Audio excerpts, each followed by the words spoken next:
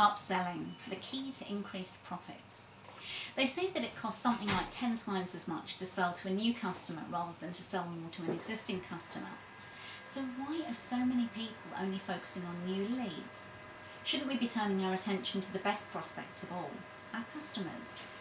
When it comes to customers, when do you think is the right time to sell to them? When they've already got their wallets out. I'm serious. When they're already in the frame of mind where they're happy to buy from you, that's the point at which you ask them to buy something else.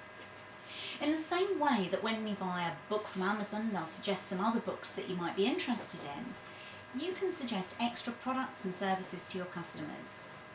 In negotiations, this technique is known as nibbling.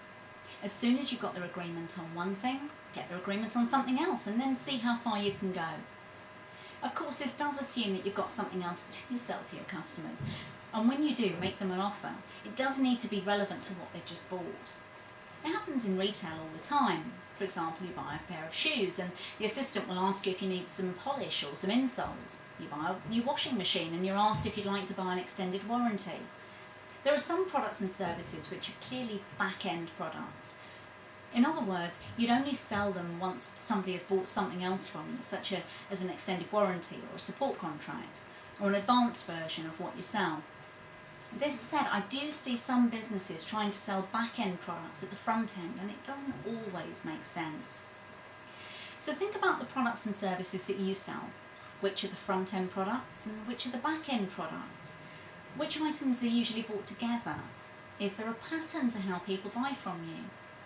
Once you understand this, it becomes much easier to upsell to your customers.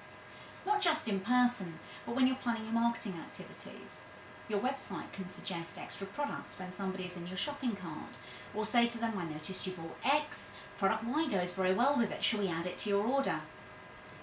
Ultimately, upselling is the most profitable way to do business because the costs involved in marketing to existing customers decreases at the same time as their responsiveness goes up.